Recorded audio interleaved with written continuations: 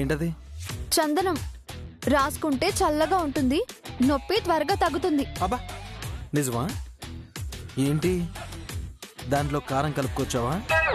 నేను అప్పుడు నొప్పితో అరుస్తుంటే నువ్వు హాయిగా నవ్వుతూ ఉండాలనే కదా నీ ప్లాన్? ఎన్ని ప్లాన్లు చేస్తావు? అక్కడ కొట్టించావు, కిడ్నాప్ చేయించావు, నా తల తిరిగేలా చేసావు, ఇప్పుడేమో ఈ కారం కలుపుకుని వచ్చావు. ఇది కారం కాదు, నిజంగా చందనం. ఓ, నువ్వు మామూలు సైకోవి కాదే, శబాష్ సైకోవి. ఎందుకు విరాజ్, నీకు హెల్ప్ చేద్దామని చేసిన నన్ను నెగటివ్ గానే అర్థం చేసుకుంటావు? అబ్బా వచ్చిందమ్మా మదర్ తెరిసా. నేను నిన్న అసలు నమ్మను.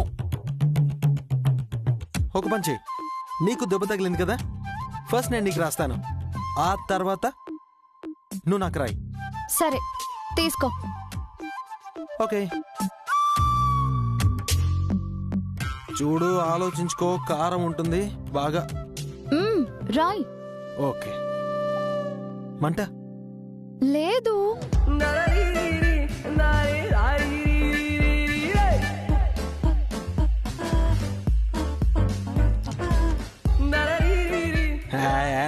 కారంతో నొప్పిగా ఉన్నా ఊర్చుకుంటున్నావు కదా. నీకేమైనా పిచ్చా? ఇటివ్వు. నేను నిన్ను నమ్మను, నాకు నొప్పిగా ఉంటుంది.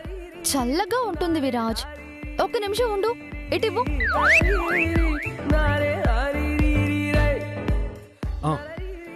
ఏం కాదంటున్నానా? ఓకే.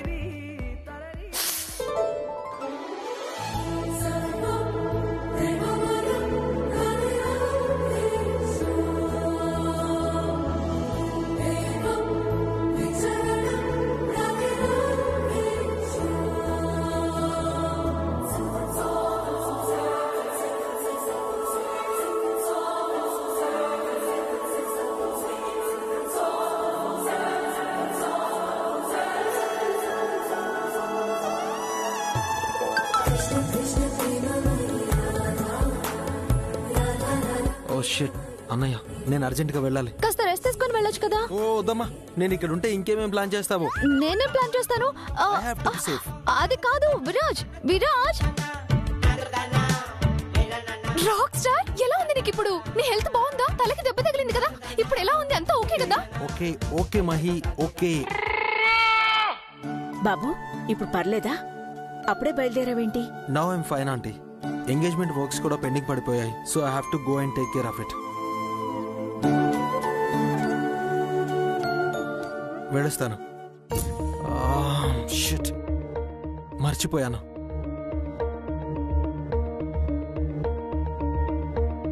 మీ ఎంగేజ్మెంట్ క్యాటరింగ్ కోసం అన్నయ్య చెక్ ఇవ్వమన్నాడు.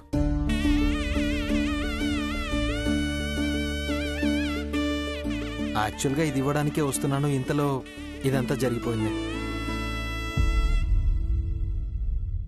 ప్లీజ్ తీసుకున్నాంటే.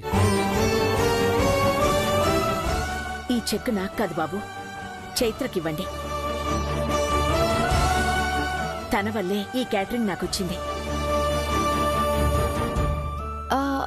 అయ్యో అమ్మా, మీరు తీసుకుంటేనే బాగుంటుంది. ఆంటీ మీరు పెద్దవాళ్ళు, మీరు తీసుకోవడమే కరెక్ట్. తీసుకో Seetharatnam.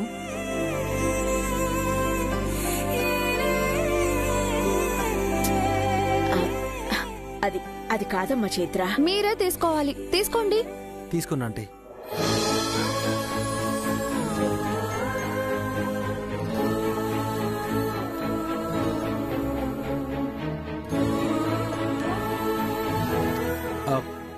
And aunty all the best. ఇక బయలుదేరుతాను. ఒక్క నిమిషం బాబు. ఏంటంటే? ఇప్పుడే వస్తాను.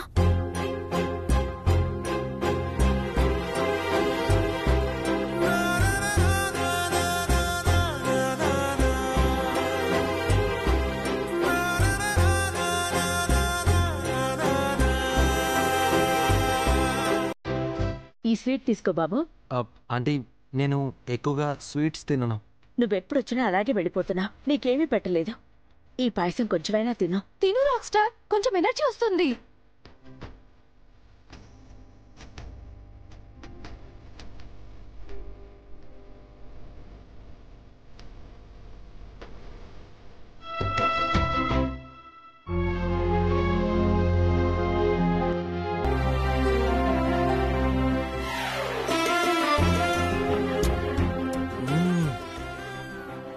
సూపర్గా ఉంది పాయసం.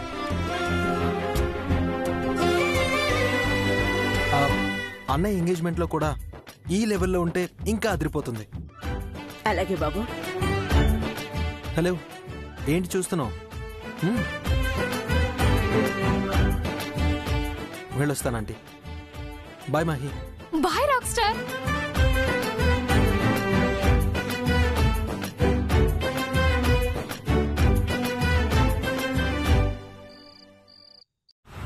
వదినా, ఎందుకు ఊరికే కంగారు పడతావ్? అన్నీ సక్రమంగానే జరుగుతాయిలే. ఎలా జరుగుతాయో ఏంటో. ఎంగేజ్మెంట్ ఎల్లుండే, ఇంతవరకు ఒక్క పని కూడా తెవల్లేదు. అందరం ఉన్నాం కదా, అన్ని పనులు అయిపోతాయిలే. ఎవరున్నారు? విరాజ్ పొద్దుననగా వెళ్ళాడు. ఏడి, రాత్రవుతుంది, ఇంతవరకు రాలేదు. అప్పటికీ వాడికి చెప్తూనే ఉన్నాను, ఏ పని పెట్టుకోవద్దురా అని. విరాజ్, ఏంట్రా ఆ దెబ్బ? ఏమైందిరా? ఏంట్రా ఆ దెబ్బ? ఏం కాలేదు, జస్ట్ రిలాక్స్. ఏమైంది విరాజ్? ఏంటా దెబ్బ? అత్తయ్య, అది ఏమైందిరా? నువ్విచ్చిన చెక్కు సీతారత్నం గారికి ఇవ్వడానికి వెళ్తుంటే దారిలో చైత్రాని ఎవరో ఫోర్స్ చేస్తూ కిడ్నాప్ చేయడం.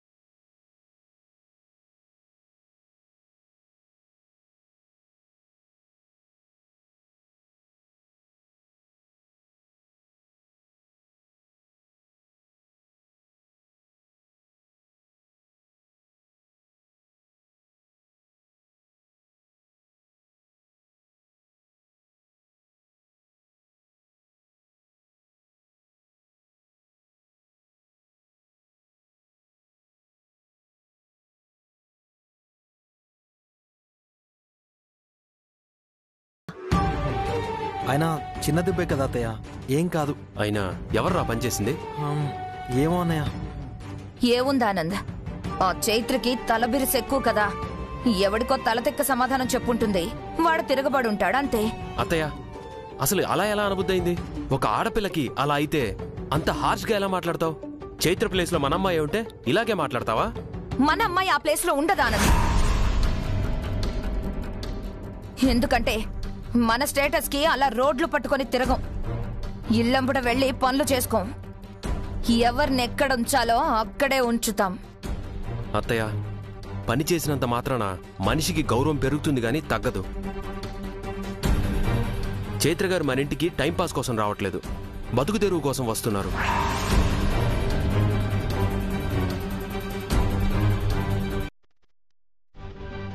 ప్రతి రూపాయి తను సంపాదించుకొని గౌరవంగా బ్రతుకుతున్నారు. గౌరవంగా బ్రతికే వాళ్ళని అగౌరవపరచడం మర్యాద కాదు అత్తయ్య. అన్నయ్య, అత్తయ్య ఏదో క్యాజువల్గా అంది. మాట వరుసకు కూడా కొన్ని మాటలు అనకూడదురా విరాజ్.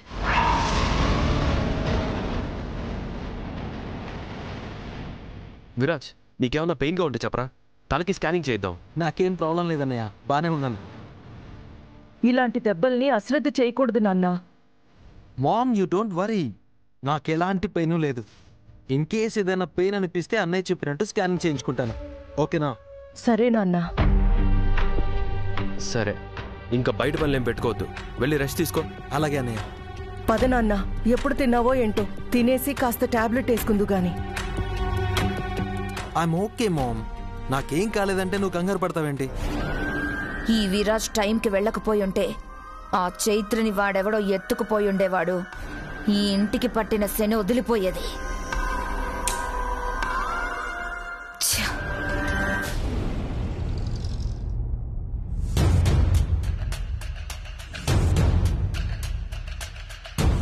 నువ్వలా అనేస్తే నీకోసమే పిచ్చోళ్లా తిరుగుతున్నా నేనేమైపోవాలి? అష్ట కష్టాలు పడి నిన్ను పెళ్లి చేసుకోవాలని ఉద్యోగాన్ని సంపాదించింది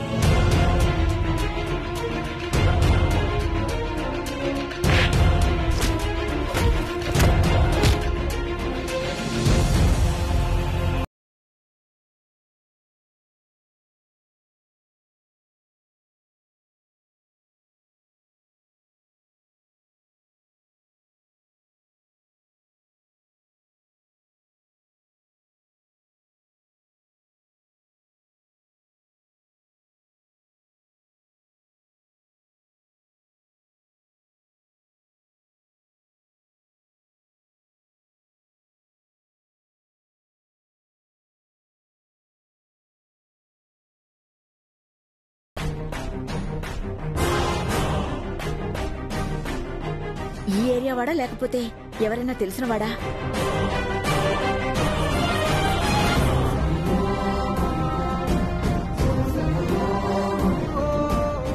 అక్క, ఇది ఖచ్చితంగా అతని పనే కదా? శ్రావణ్ గురించి చెప్తే అమ్మకి నిజం తెలిసిపోతుంది.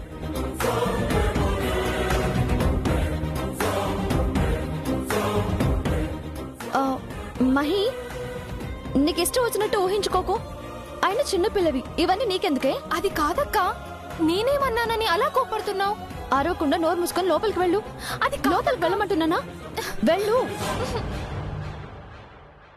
చైత్ర, ఏంటమ్మా మహాలక్ష్మిని అలా కసురుకున్నా? లేకపోతే ఏంటమ్మా, ఏదేదో ఊహించుకుంటే ఎలాగా? అప్పటికి నేను చెప్తూనే ఉన్నాను కదా. సరే, ఇంతకీ ఎవరతను?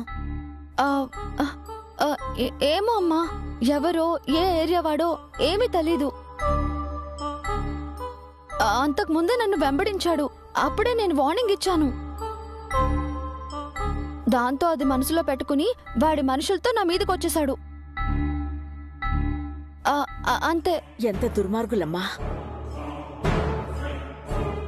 ఈ లోకంలో ఆడదంటే మరీ అంత లోకువైపోయింది.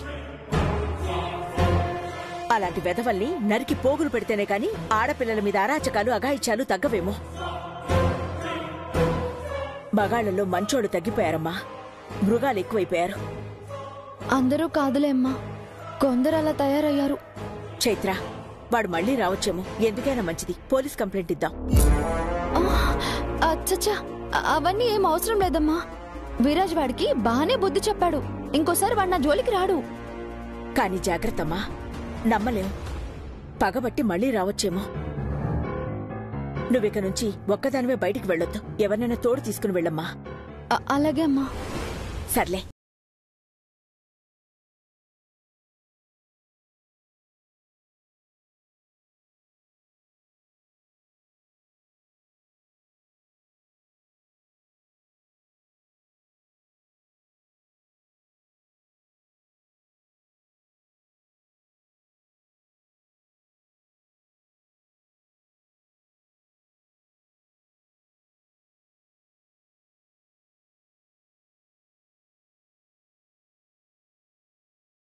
కాదక్క, నువ్వు అరిచినందుకు నేనేం ఫీల్ అవ్వలేదు.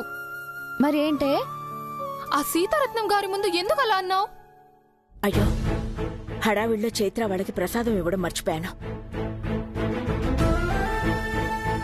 కాదు మహి, నువ్వు ఆ శ్రావణ్ గురించి సీతారత్నం గారి ముందు మాట్లాడడం నాకు ఇష్టం లేక అలా అన్నాను.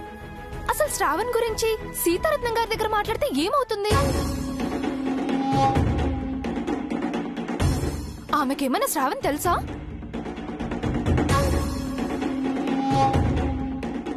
శ్రావణ్ ఏం తెలీదు, కానీ శ్రావణ్ గురించి చెప్తే నా పెళ్ళ ఆగిపోయిన దాని గురించి కూడా చెప్పాలి. నాన్న చనిపోయిన సంగతి గురించి కూడా చెప్పాలి. అవన్నీ ఎందుకు అమ్మకి చెప్పడం అని. అంటే ఆమెకు చెప్పాల్సి వస్తుందని నన్ను తిడతావా? ఏంటక్క నీ పార్షాలిటీ? సొంత చెల్లెల కంటే నీకు పరాయి వాళ్ళు ఎక్కువైపోయారా? ప్లీజ్ మహి, అలా ఆలోచించకే. అమ్మా చైత్ర, ప్రసాదం ఇవ్వటం మర్చిపోయానమ్మా, తీసుకోండి.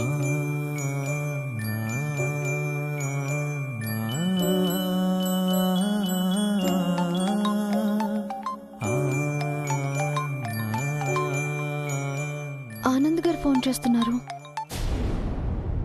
హలో ఆనంద్ గారు. చైత్ర గారు, ఈజ్ ఎవ్రీథింగ్ ఫైన్?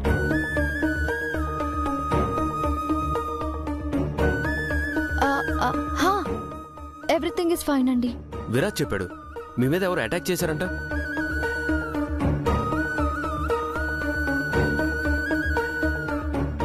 చెప్పండి, ఎవరు వాళ్ళు?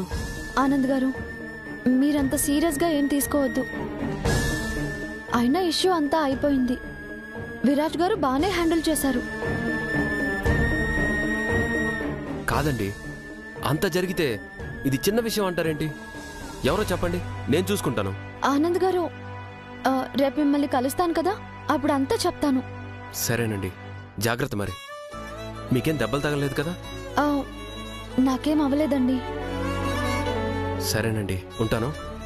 గుడ్ నైట్ అండి. Good night.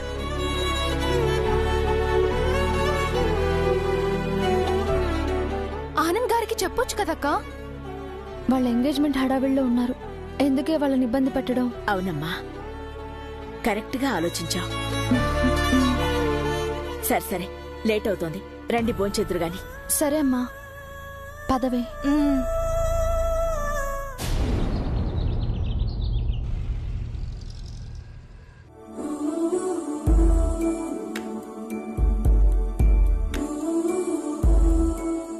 ఏ పొట్టి, ఏంటి చూస్తున్నావు? నీ వల్ల తగిలిన దెబ్బకి ఏం కాలేదు, కనీసం బ్రెయిన్ అయినా చితికిపోలేదు అని బాధపడుతున్నావా? పాపం, దెబ్బ తగిలింది కదా, ఎలా ఉందని అడగడానికని వచ్చాను. మరి నువ్వు చూసే చూపలా కనిపించట్లేదే. అది నా తప్పు కాదు, మీ తప్పు. కానీ నా బాధ్యత ప్రకారం నేను అడగాలి, అడుగుతున్నాను. ఎలా ఉంది? నొప్పి తగ్గిందా?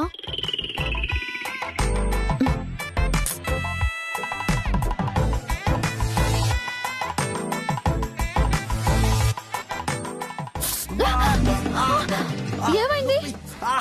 ఏమైంది? నొప్పిగా ఉందా? ఎందుకు టచ్ చేసావు? అయ్యో, అసలు నేను నొక్కలేదే, జస్ట్ చెక్ చేశాను అంతే. నువ్వు కావాలనే చేసావు, ప్రతిసారి ఏదో ఒకటి ఇలాగే చేస్తావు. నేనేం చేశాను? దీని వల్ల నాకు రెండోసారి దెబ్బ తగిలింది, ఎవరు అడిగేవాళ్ళు లేరా? అయ్యో, అసలు ఏమైందో చెప్పవే. నేనంటే అంత పగెందుకు నీకు? నాకు పగ? నేనంత కష్టపడి నిన్ను కాపాడాను కదా, కనీసం ఆ కన్సర్న్ కూడా లేదా? అయ్యో, ఏమైంది? ఒకసారి నన్ను చూడనివ్వు, ఒకసారి చూడనివ్వు. అయ్యో విరాజ్, ఒక్కసారి. చాలా ఎక్కువైంది. ఎందుకంటే నేను నీకు చందనం రాస్తాను. కావాలనే ఏడిపిస్తున్నావు. అయ్యో, ఐఎమ్ సో సారీ. నేను కావాలని చేయలేదు, జస్ట్ చూద్దామని టచ్ చేశాను అంతే. అయ్యో, ఒక్క నిమిషం ఆగు, నా దగ్గర చందనం ఏమైనా ఉందేమో చూస్తాను, అది పూస్తే కొంచెం తగ్గుతుందేమో. దొరికిందా? దొరకట్లేదు. పెయిన్.